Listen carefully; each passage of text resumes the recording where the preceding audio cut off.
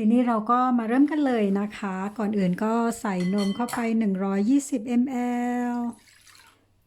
ต่อด้วยยีสต์นะคะ ยีสต์เนี่ยเราจะใช้1ช้อนชานะคะ แล้วก็ใส่น้ำตาลเข้าไป20 กรัมนะคะ จากนั้นก็ใส่น้ำมันเข้าไป20 กรัมเหมือนกัน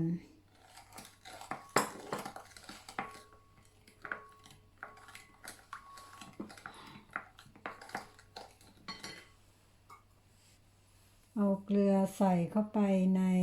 แป้งนะคะครึ่งช้อนชาแป้ง200 กรัมนะคะค่อยๆเทลงไปในนม120 ml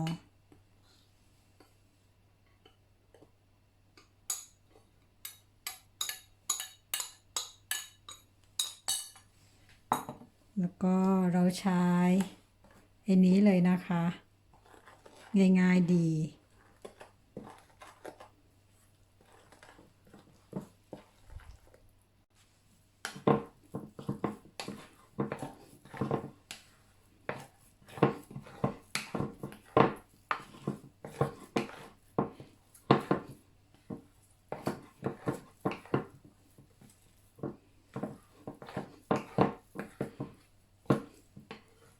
หลังจากที่แป้งจับตัวเป็นก้อนแล้วเราก็จะ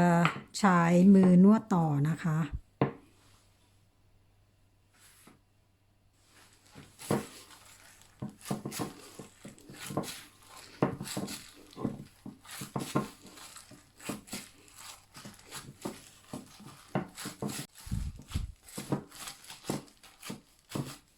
เนียนแล้วเราก็ปิดฝาได้เลยนะคะรออีก30 นาทีแล้วก็มาปั้นเป็นก้อนจ้า